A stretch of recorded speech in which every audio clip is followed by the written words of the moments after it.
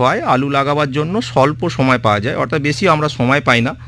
এবং এখানে স্বল্প মেয়াদি এবং দীর্ঘমেয়াদী জাতের আলুই চাষ করা হয়, যার ফলে আমরা মোটামুটি দেখতে পাচ্ছি যে দিনের দিন অর্থাৎ বছরের পর বছর যদি আমরা সার্ভে করে দেখি যে আস্তে আস্তে কিন্তু আলু চাষের এলাকা কিন্তু বাড়ছে। তো সুতরাং আমাদের আলু এখন খুবই নিত্য প্রয়োজনীয়, ভাত ডালের পরেই আমরা আলুর কথাই মনে করি। তো আলু এবং কৃষক বন্ধুরা জানেন যেমন হুগলি, মেদিনীপুর এবং বর্ধমানের কিছু এলাকায়, এখানে হাওড়ায়, এখানে কৃষক বন্ধুদের আলুর পরিবর্তে যদি অন্য বলা হয় তারা অন্য চাষের দিকে সেইভাবে আগ্রহ দেখান না, কারণ আলু চাষের একটা অর্থনৈতিক যে অর্থের যে রিটার্ন সেটা কিন্তু তারা মোটামুটি প্রতি বছরই কম বেশি পেয়েই আসছে। সুতরাং আলু চাষের গুরুত্ব কিন্তু আমাদের ভারতীয় অর্থনীতিতে বা পশ্চিমবঙ্গের অর্থনীতিতে অনেকটাই আছে। বলছি যে ধরুন আমাদের বীরভূম জেলায় মানে যে ধরনের মাটি, তাতে করে আমাদের চন্দ্রমুখী নাকি জ্যোতি আলু কোনটা চাষের পক্ষে উপযুক্ত, এবং যদি জ্যোতি আলু হয় তাহলে এটা মানে ভালো জাতের বীজ, আর যদি চন্দ্রমুখী হয় তারও বীজের নাম দয়া করে জানান। আলোচনা চলতে থাকবে, এই টপিকগুলো আমরা অবশ্যই বলবো। আলোচনাটা শুনুন, আমরা কৃষক বন্ধুদের বলবো যে আপনারা শুনুন, আমরা অবশ্যই উত্তর দেব এবং আমাদের আলোচনার মধ্যেই আপনি উত্তর পেয়ে যাবেন। পরের প্রশ্ন নিয়ে ফিরব মিস্টার সুরঞ্জিত সরকারের কাছে। মিস্টার সরকার, আপনার কাছে আমার আজকের অনুষ্ঠানের প্রথম প্রশ্ন। আলুর যে সমস্ত রোগের কথা আমরা জানি তার মধ্যে ধসা রোগ অত্যন্ত গুরুত্বপূর্ণ এবং উল্লেখযোগ্য রোগ। এই রোগ কত রকমের হয়? আলুর যে রোগগুলো হয়ে থাকে তার মধ্যে ধসা একটা অন্যতম রোগ এবং মারাত্মক আকার ধারণ করে থাকে, যেটাতে হচ্ছে আলুর ফলনের ক্ষতি হয়ে থাকে প্রচুর, এবং চাষিরাও তাদের যে রিটার্ন যেটা পায় আর্থিকভাবে প্রফিটও কমে যায়। তো এই ধসা রোগ বিভিন্ন রকমের হয়। যেমন এটা আমরা বলে থাকি একটা যেটা যে নাভি ধসা বা লেড ব্লাইট, যেটা হচ্ছে সবচেয়ে মারাত্মক। এছাড়াও থাকে একটা আর্লি ব্লাইট থাকে, জলদি ধসা বলা হয়, সেটা মোটামুটি। আর তাছাড়াও ব্যাকটেরিয়াজনিত ধসা রোগও কিন্তু আছে। ডক্টর সময়, আমি আপনার কাছে ফিরবো। আপনার কাছে আমার প্রশ্ন হচ্ছে যে সাধারণত কেমন আবহাওয়ায় এই ধসা রোগগুলোর প্রাদুর্ভাব লক্ষ্য করা যায়? হ্যাঁ, একটু আগেই সুরঞ্জিত বাবু বলছিলেন যে তিন রকমের ধসা হয় সাধারণত। আমরা বলি একটা নাভি ধসা, একটা জলদি ধসা এবং একটা ব্যাকটেরিয়া ঘটিত ধসা। তো নাভি ধসা আমার কৃষক বন্ধুরাও জানেন এবং আমি আবার একটুখানি আপনাদের স্মরণ করিয়ে দিচ্ছি যে নাভি ধসা হচ্ছে সবচেয়ে মারাত্মক ক্ষতিকারক রোগ আলুর ক্ষেত্রে। এটা ফাইটোপটেরা ইনফেস্টান্স নামক একটা ছত্রাক এটা করে, এটা আপনারা দেখেছেন। এবং কখনো কখনো দেখা যায় যে আমার কৃষক বন্ধুরা কন্ট্রোল করতে পারেন না, মহামারীর আকার ধারণ করে। তো সেইটা এই রোগটি সাধারণত 16 থেকে 20 ডিগ্রি সেন্টিগ্রেড তাপমাত্রা এবং স্যাঁতস্যাঁতে আর্দ্র আবহাওয়া এবং কুয়াশা এসেছে, সামান্য বৃষ্টি হচ্ছে এবং সেক্ষেত্রে আপেক্ষিক আর্দ্রতা 90% বেশি হয়ে যাচ্ছে, তখনই কিন্তু এই রোগ বিস্তার লাভ করে। এই সময় যদি বাতাস বয়ে বা আপনারা জল সেচ দেন তাহলে কিন্তু এই রোগ আরও তাড়াতাড়ি বেড়ে যাবে।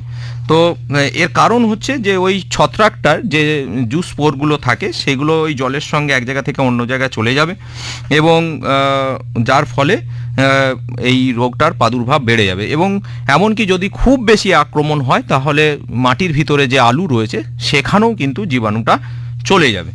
এবং যদি আমরা জলদি ধসার ক্ষেত্রে বলি, নাভি ধসা যেমন আমরা এটুকু একটা জিনিস ভালো, আমরা নাভি বলতে সাধারণত বুঝি যে পরের দিকে হয়তো ধসাটা আসবে, আর জলদি ধসা ভাবি যে হয়তো প্রথমের দিকে আসবে, কিন্তু না, এখানে উল্টো।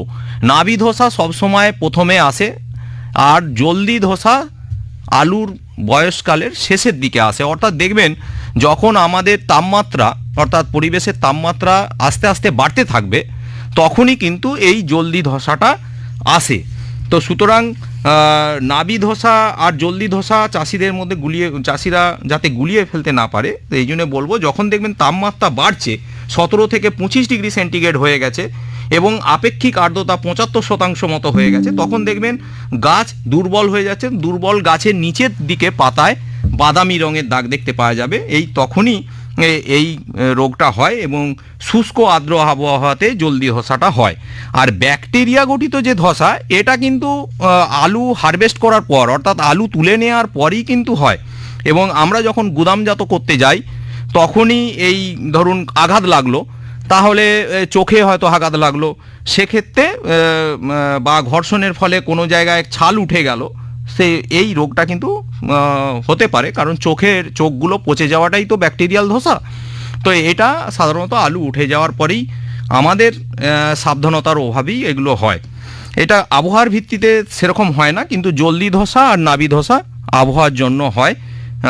তো অবশ্যই কৃষক বন্ধুদের বলবো যে স্যাঁতস্যাঁতে কুয়াশাচ্ছন্ন মেঘলা আকাশ এবং মাঝে হয়তো ঝিরিঝিরি বৃষ্টি হয়ে গেল, এরকম আবহাওয়া দেখলে আপনারা সতর্ক হবেন এবং সাবধানতা অবলম্বন করবেন। মিস্টার সরকার, আমি আপনার কাছে ফিরবো। আপনার কাছে আমার প্রশ্ন হচ্ছে যে নাবি ধসা রোগের লক্ষণগুলো কি? হ্যাঁ, নাবি ধসা বা যে লেড ব্লাইট যেটাকে আমরা বলি, এই রোগের লক্ষণ বলতে মেনলি হচ্ছে পাতার যে কিনারা বা ডগা থাকবে সেখানে একটা জলে ভেজা একটা অনির্দিষ্ট আকারের হালকা সবুজ যাব দাগ দেখা যাবে প্রথমে, এবং তারপরে যেটা হবে যে এই দাগগুলো দ্রুত বড় হতে থাকবে, বড় হয়ে গিয়ে বাদামি বা নীলচে রঙের আকার ধারণ করে এবং ধীরে ধীরে পাতার মাঝখানের দিকে প্রসারিত হবে। এবং কি হবে না, এছাড়াও কাণ্ড এবং যে বোটার যে অংশ থাকবে তার উপরে লম্বাটে হালকা থেকে গাঢ় বাদামি রঙের দাগ দেখা যাবে। এবং যেটা কি হবে না, পরে আস্তে আস্তে এই একইভাবেই যেভাবে পাতাতে ছড়িয়ে পড়েছিল কাণ্ডর দিকেও কিন্তু চারিদিকে ছড়িয়ে পড়তে থাকবে।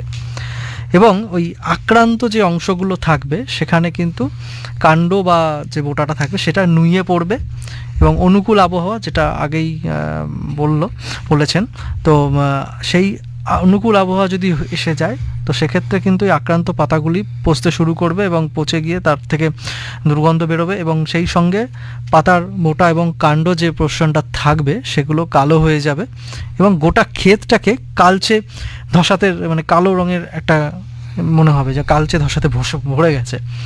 এবং এই মাটির ওপরের অংশের সঙ্গে সঙ্গে যে মাটির যে নিচে যে আমাদের আলুটা রয়েছে এই কন্দ এবং গুলো কিন্তু এই রোগে ধীরে ধীরে আক্রান্ত হতে শুরু করে। এবং বর্তমানে যেটা লক্ষ্য করা যাচ্ছে যে প্রথমে কাণ্ড এবং সেখানে থেকে ক্রমশ পাতায় ছড়িয়ে পড়তে থাকে। তার জন্য কি হয় না, আমাদের এই কৃষক ভাইরা যখন এই লক্ষণটা দেখতে পান তখন কিন্তু অনেকটা দেরি হয়ে যায়। সেই জন্য প্রথমেই বলবো যে এই ধরনের যে যদি ফিল্ডেতে মানে সেই ক্ষেতে আলুর ধসা হয়েছে, নাবি ধসার যদি আক্রমণ আগে হয়ে থাকে, তাহলে ফিল্ডে মাঝে মাঝে যেতে হবে এবং এই লক্ষণগুলোর দিকে নজর রাখতে হবে প্রথম থেকেই। ডক্টর সময়, আপনার কাছে আমার প্রশ্ন হচ্ছে যে নাবি ধসা রোগ নিয়ন্ত্রণের জন্য কি পন্থা অবলম্বন করবেন কৃষক বন্ধুরা? হ্যাঁ, নাবি ধসা রোগ তো আমাদের কৃষক বন্ধুদের এটাই প্রধান মাথা ব্যথা কারণ হয়ে যায় এই আলুর সময়, এবং তারা একটু মেঘলা দেখলেই ওষুধের ড্রাম নিয়ে মাঠে বেরিয়ে পড়েন।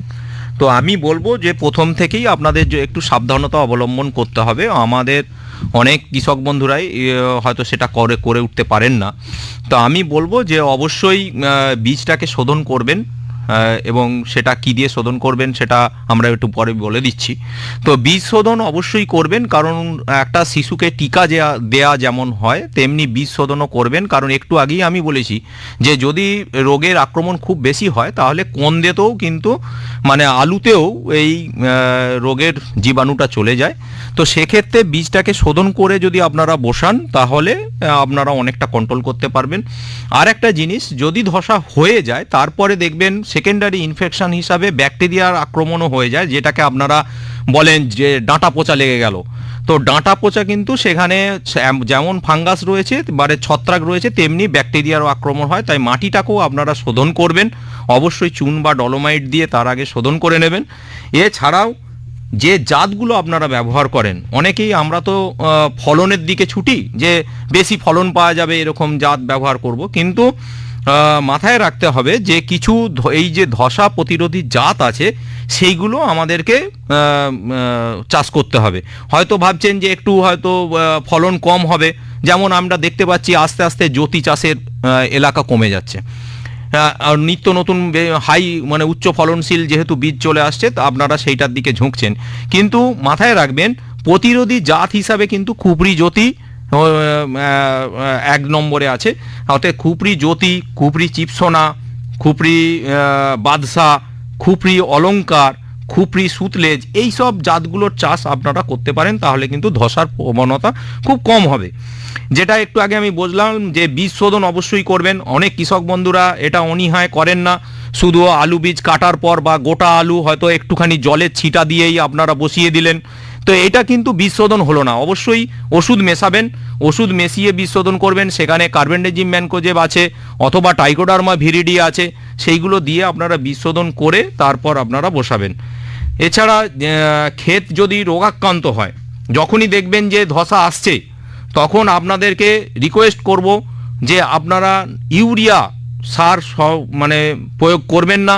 কারণ অনেক কৃষক বন্ধুদের একটা অভ্যাস আছে যে আমার আলু গাছটা একটু সবুজ কম হয়েছে, তাহলে ইউরিয়া দিয়ে দিই।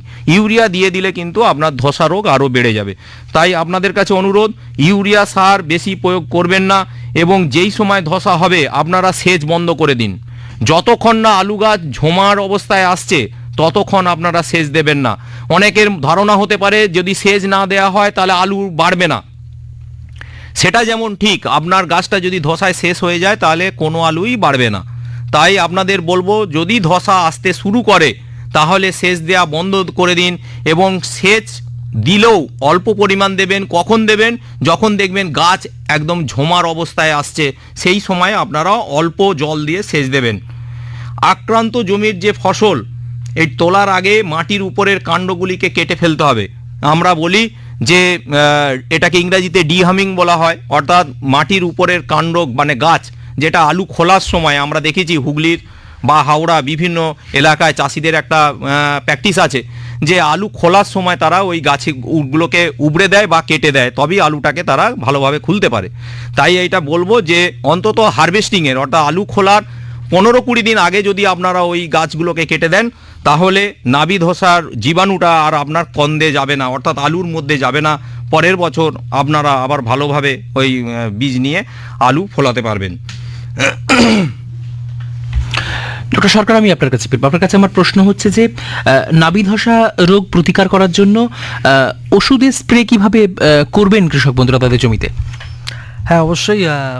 প্রথমেই তো আগে বীজ শোধনের কথা বারবার বলবো। বীজ শোধন যেমন গুরুত্বপূর্ণ, কিন্তু যখন রোগটা হয়ে যাবে বা যেখানে রোগের প্রাদুর্ভাব দেখা যায়, সেক্ষেত্রে কিন্তু আমাদের কেমিক্যাল বা রাসায়নিক ঔষধ প্রয়োগ করতে হবে, এবং তার যে স্প্রে করার কিছু নিয়মাবলী থাকে, যেরকম হচ্ছে ধরুন প্রথম স্প্রে যেখানে করতে হবে, মানে আবহাওয়ার উপরে এই স্প্রের সংখ্যাটা নির্ভর করে।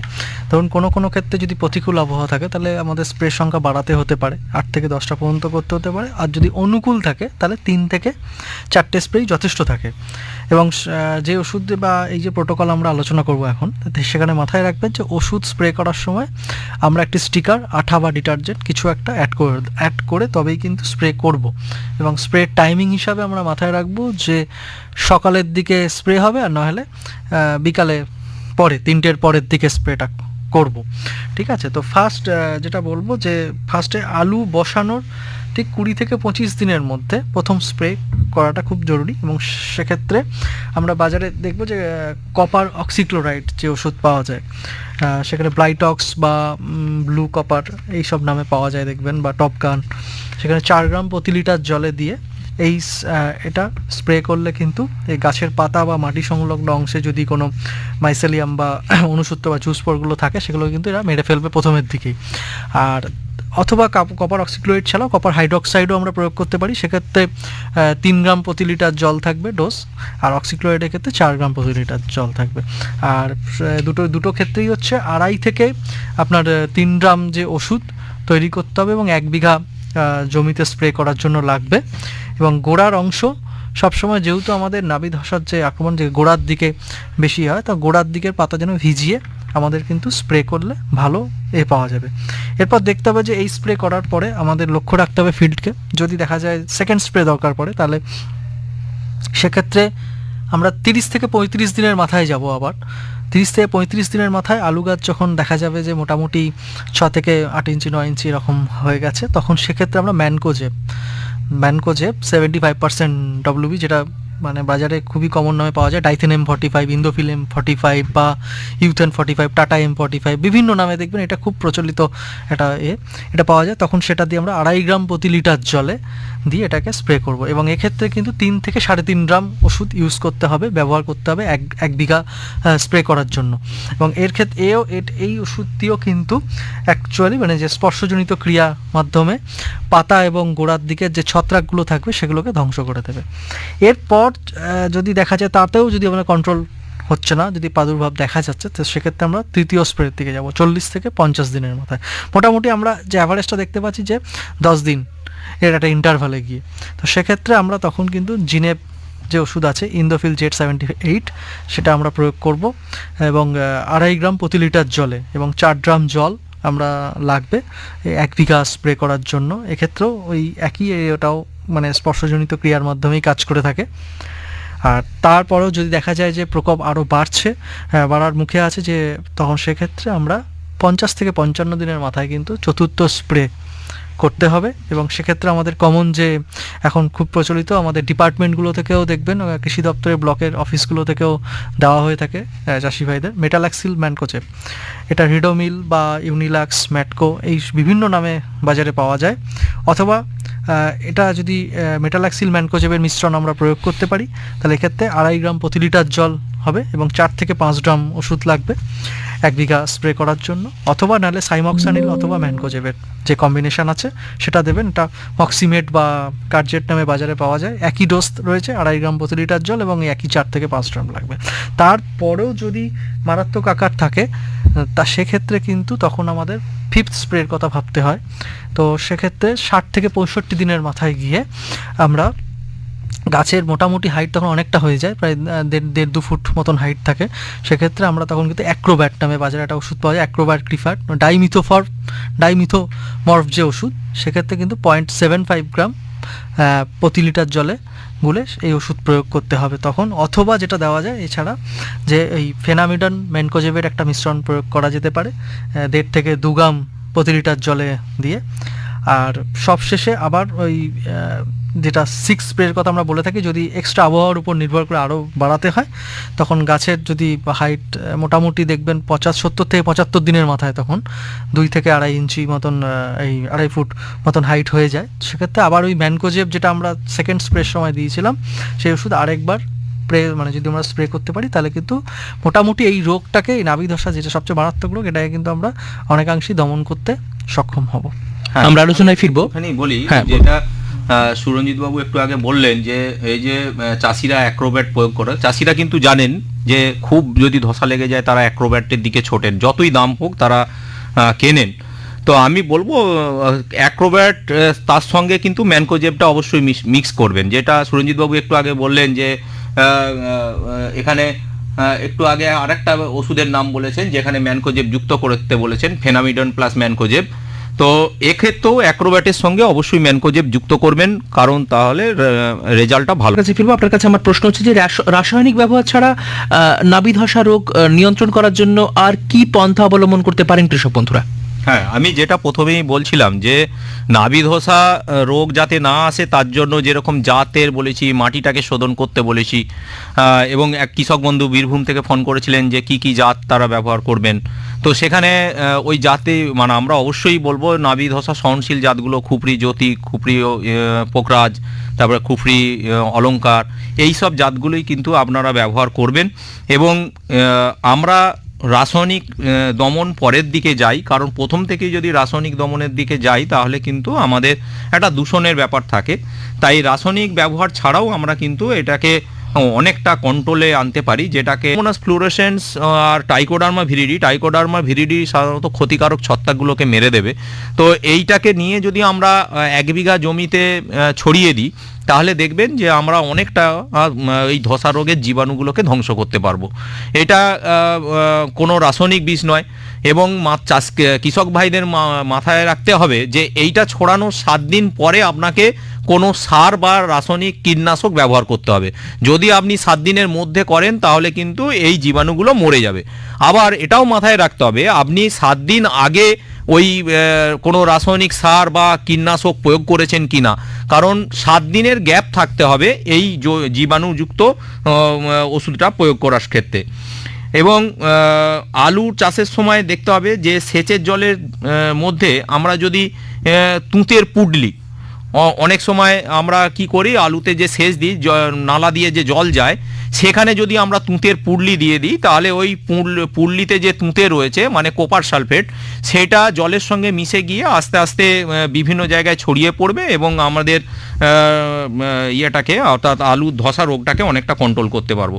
এছাড়া আমাদের আলের চারপাশে যে আগাছা থাকে, পচা আলু হয়তো ধসা লেগে পচে গেছে, সেই পচা যে কন্দ বা গাছ সেইগুলোকে আমরা আলাদাভাবে যদি সাইড করে রেখে গ্লাইফোসেট দিয়ে স্প্রে করে দিই তাহলে কিন্তু অনেকটা কমাতে পারবো।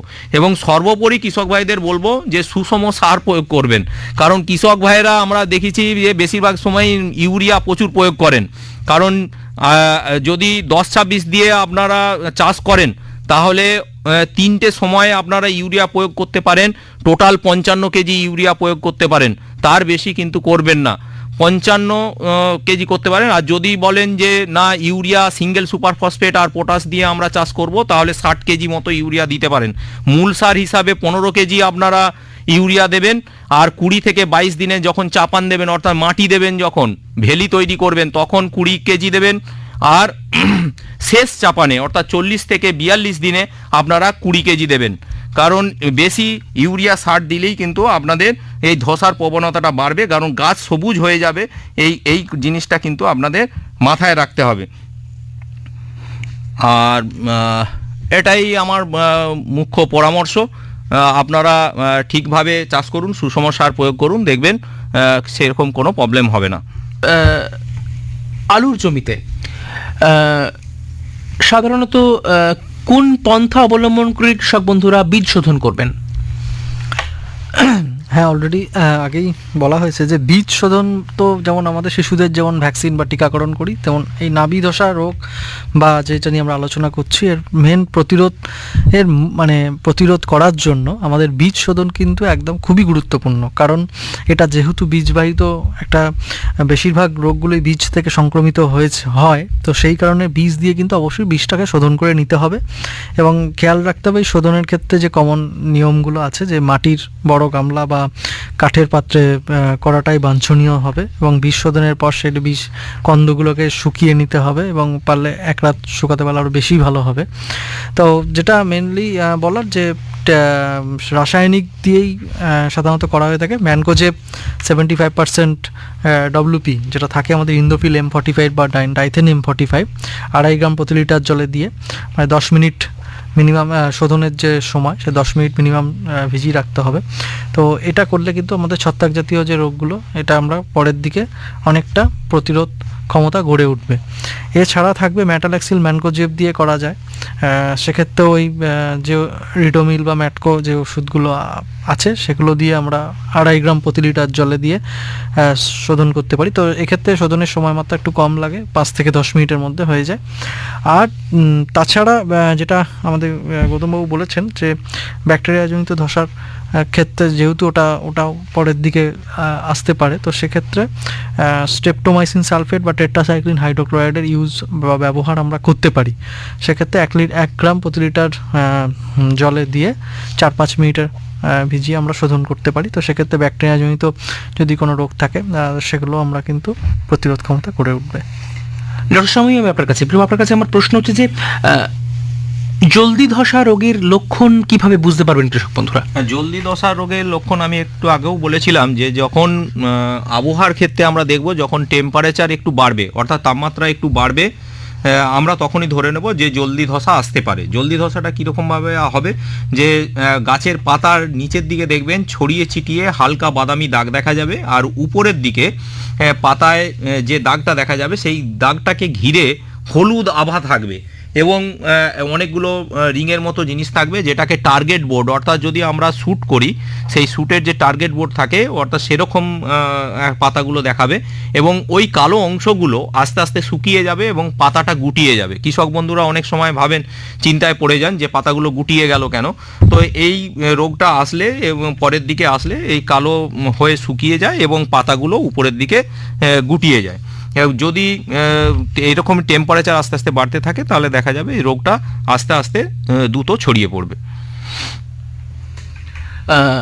মিস্টার সরকার, আমি আপনার কাছে ফিরবো। আপনার কাছে আমার পরবর্তী প্রশ্ন হচ্ছে যে জলদি ধসা রোগের নিয়ন্ত্রণ কিভাবে করবেন কৃষক বন্ধুরা তাদের জমিতে? হ্যাঁ, জলদি ধসা মানে আমাদের রাজ্যে সাধারণত এটা সমতল ভূমিতেই বেশি দেখা যায়, এবং জানুয়ারি মাসের শেষ যখন এই টেম্পারেচার আস্তে আস্তে বাড়তে থাকে তো তখন এই রোগের আক্রমণটা দেখা যায়, এবং বাতাস এবং জলের মাধ্যমেই যেহেতু এই রোগের সংক্রমণটা শুরু হয়, তো প্রথমে আমাদের মাথায় রাখতে হবে, আমি বীজ শোধনের কথা বলেছি, তো এরপরে যেটা বলবো যে প্রতিরোধী জাত আমাদের ব্যবহার করতে হবে। অবশ্যই কুফরি জ্যোতি, কুফরি পুখরাজ বা কুফরি বাদশাহ, কুফরি সিন্দুরি, এই জাতগুলো কিন্তু জলদি ধসা যে রোগ এর সহনশীল জাত, এগুলো ব্যবহার করতে হবে, এবং সুষম সার ব্যবহারের দিকে নজর দিতে হবে একইভাবে, কারণ বিশেষত নাইট্রোজেন ব্যবহার কিন্তু আমাদের কমাতে হবে, কারণ এই নাইট্রোজেন ব্যবহারের মাধ্যমে কিন্তু এই যে গাছের কিছু দুর্বলতা আছে এটাকে কিন্তু যদি আমরা কাটাতে পারি তাহলেও কিছুটা এর সম্ভাবনা কম হবে। এছাড়া থাকবে যে যদি আমরা রাসায়নিক প্রয়োগ করতে চাই তাহলে কন্দ লাগানোর 45 দিন এবং 55 দিন পরে 1% ইউরিয়া দ্রবণ, যেটা 1 লিটার জলে 10 গ্রাম দিয়ে স্প্রে করলে কিন্তু দেশি রোগ কিন্তু আক্রমণ থেকে রেহাই পেতে পারা যাবে। এছাড়া আগেই বলা হয়েছে যে আলু তোলার আগে ডাল কেটে দেওয়া, সেক্ষেত্রে কন্দগুলো খোলাটা শক্ত হতে সাহায্য করবে, এটা একটা ধরনের ভাবে করা যেতে পারে। আর যদি রোগের লক্ষণ দেখা যায়, সাধারণত এটা খুব বিশাল আকার ধারণ করে না, তো সেক্ষেত্রে কিছু ওষুধ আছে, কপার অক্সিক্লোরাইড বা ম্যানকোজেব বা মেটালাক্সিল ম্যানকোজেবের যে ওষুধ সেগুলো আমরা দিতে পারি। বলুন, শুনতে পাচ্ছি, বলুন। আজকে যে আলু ধসার ব্যাপারে যেগুলো বলছেন মেডিসিনের ব্যাপারে, আপনারা আমার তো বেগুন, ডিম অনেক কিছু লাগানো রয়েছে, তো আজকে যখন বেগুন 3 টাকা 5 টাকা বলছে মান্ডিতে নিয়ে গিয়ে, রানাঘাট বেগুবাড়াতে মান্ডি যেটা আছে, তো আমি কত টাকা, আমার তো লস হয়ে গেছে, সালফার থেকে যত সার কেমিক্যাল ঢুকেছি, তো এইবার লসটা কি? ব্যাপারটা হচ্ছে যে আপনাকে অনুরোধ করব, আজকে তো আলুর নাবি ধসা রোগ নিয়ন্ত্রণ নিয়ে কথা হচ্ছে, বা ধসা রোগ নিয়ে, আলু ধসা নাবি এগুলো, তো সেই বিষয় নিয়ে আলোচনা করলে আমরা বাধিত হব। আমরা পরবর্তী আলোচনায় ফিরবো। ডক্টর সময়, আমি আপনার কাছে ফিরবো। আপনার কাছে আমার দুটো স্পেসিফিক প্রশ্ন আছে এই মুহূর্তে। সেটা হচ্ছে যে ব্যাকটেরিয়া জনিত ধসা রোগ কি এবং এর নিয়ন্ত্রণ পদ্ধতি ঠিক কিরকম বলে আপনি মনে করেন? হ্যাঁ, আমরা এটা বলেইছিলাম যে তৃতীয় ধসা যদি হয় সেটা হচ্ছে ব্যাকটেরিয়াজনিত ধসা, এবং এক কৃষক বন্ধু প্রশ্ন করছিলেন যে ওষুধ দিতে গিয়ে অনেক খরচ হয়ে যাচ্ছে, আমরা দাম পাচ্ছি না। সেটা আলাদা টপিক, এবং আপনাদেরকে বলবো যে আপনারা যে সবসময় রাসায়নিক ওষুধই ব্যবহার করবেন তা নয়। আমরা এখানে রাসায়নিক ছাড়াও বিভিন্ন উপায় আপনাদের বলেছি, সেইগুলোও একটু মাথায় রেখে করবেন, অযথা খরচ বাড়াবেন না।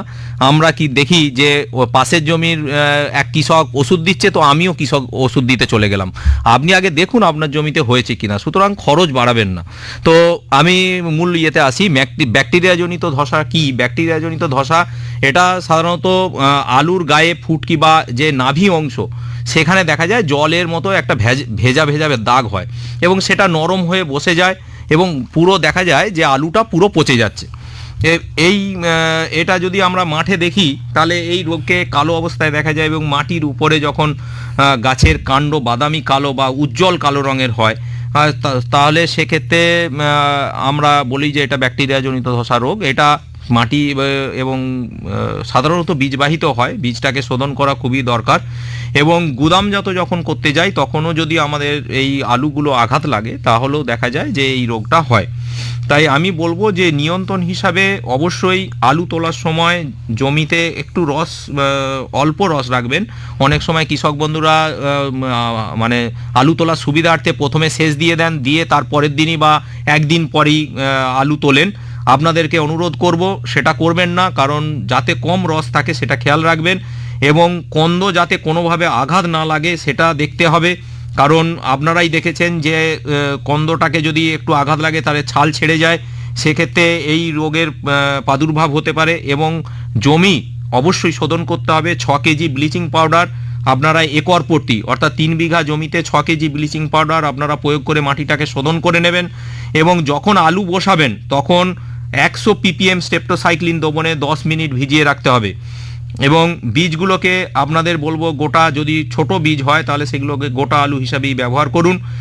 শস্য পর্যায়ে অবশ্যই সবুজ সারের একটা চাষ করুন। সেই সারটাকে, অর্থাৎ ধনচা, সেটাকে মাটিতে মিশিয়ে দিন, তাহলে দেখবেন আপনার অনেক উপকার হবে। রাসায়নিক সারের কম দিতে হবে, এই রোগটা কম হবে। এবং যেটা ভারী মাটি, যাদের দেখবেন একটু ভারী মাটি আছে, অবশ্যই কম গভীরতায় বসাবেন। অনেকে বেশি গভীরতায় হয়তো বসিয়ে ফেলেন, যে বেশি গভীরে বসালে হয়তো আলু বেশি ফলবে বা বড় হবে, তো সেটা আপনারা অবশ্যই একটু কম গভীরতায় বসাবেন। আর আলু সংরক্ষণ এবং পরিবহনে একটু সঠিক পরিবেশ বজায় রাখতে হবে। অর্থাৎ সংরক্ষণ যখন করবেন যেন টেম্পারেচার, অর্থাৎ স্টোরে যদি রাখেন তাহলে টেম্পারেচার যেন ঠিকঠাক থাকে। আর বাড়িতেও যদি অনেক সময় রেখে দেন, দেখবেন মাঠে হয়তো আলু খড়ের চাপা দিয়ে রেখে দিলেন, তাতে অনেক পচে যায়। তো এটাও লক্ষ্য রাখবেন। আমি একেবারে শেষে মিস্টার সরকার, আমি আপনার কাছে ফিরবো। আপনার কাছে আমার প্রশ্ন হচ্ছে যে ধসা রোগের জন্য কৃষক বন্ধুরা কিরকম সতর্কতা অবলম্বন করবেন, খুব সংক্ষেপে বলবেন। হ্যাঁ, এই তো এই নিয়ে আমরা বিস্তারিত আলোচনা করেছি, তাও একদম শর্টে আমি বলি যে সবশেষে যে ধসা রোগ অ্যাকচুয়ালি গাছের যেহেতু নিচের পাতা থেকে ক্রমশ উপরের পাতার দিকে ছড়ায়, তাই আমাদের ছত্রাকনাশক যখন আমরা প্রয়োগ করব, নিচের পাতা ভালো করে ভিজিয়ে স্প্রে করতে হবে। এবং মাঠে যদি ধসা রোগ একবার এসে গেলে তারপর কিন্তু আমরা স্পর্শজনিত ছত্রাকনাশক যেমন ম্যানকোজেব বা কপার অক্সিক্লাইড জাতীয় ওষুধগুলো কিন্তু ভালো কাজ করবে না। সেক্ষেত্রে তখন আমরা কিন্তু ম্যানকোজেব, মেটালাক্সিল এই সংমিশ্রণ বা ডাইমিথোফর্ম এইগুলোতে দিকে যেতে হবে। এছাড়া যেটা মাথায় রাখতে হবে যে পটাশিয়াম এবং ক্যালসিয়াম ঘটিত সার যদি আমরা মাটিতে উপযুক্ত পরিমাণ প্রয়োগ করতে পারি, তাহলে কিন্তু নাভি ধসা রোগের জনিত কারণে কিন্তু গাছের যে পচন সেটা কিন্তু খুব কম হবে। এরপরে মাথায় রাখতে হবে যে ভেজা এবং ঠান্ডা আবহাওয়ায় ধসা রোগের সৃষ্টিকারী জীবাণুর যেহেতু বংশ বিস্তারটা বেশি হয়, তাই ওই সময় দ্রুত রোগ বিস্তার হয়ে থাকে। তাই জলসেচের মাধ্যমে কিন্তু জলসেচের যে প্রয়োগটা সেটা কিন্তু আমাদের বন্ধ রাখতে হবে, কারণ তাতে কিন্তু আরও দ্রুত ছড়িয়ে যাওয়ার চান্স থাকবে। এছাড়া আমি বোরনের কথা বলি যে বোরন যেহেতু থাকে আলুর ছাল এবং এটাকে শক্ত করে এবং চকচক করে এবং সাইজ বড় করতে সাজে, তাই মাটিতে বোরনের ঘাটতি কিন্তু রাখা যাবে না। বোরনের ঘাটতি যেন না থাকে সেটা মাথায় রাখতে হবে। আর সবশেষে বলি যে ধসা প্রতিরোধ করার জন্য কার্বেন্ডাজিম কিন্তু কোনোভাবে ব্যবহার করা যাবে না, তাহলে কিন্তু সেক্ষেত্রে ওই যে জুসপোর বা যেগুলো আছে এটা কিন্তু আরও বেড়ে যাবে। তো কোনো জায়গায় ধসা রোগের ছত্রাক আবার দেখা যাচ্ছে যে মেটালাক্সিলের সহনশীল হয়ে গেছে, তাই সেক্ষেত্রে সবসময় ঔষধ যেগুলো আমরা স্প্রের যে নিয়মাবলীগুলো বলেছি, তো সেক্ষেত্রে ওগুলোকে কিন্তু আমরা চেঞ্জ করে দেখতে হবে। ঠিক আছে।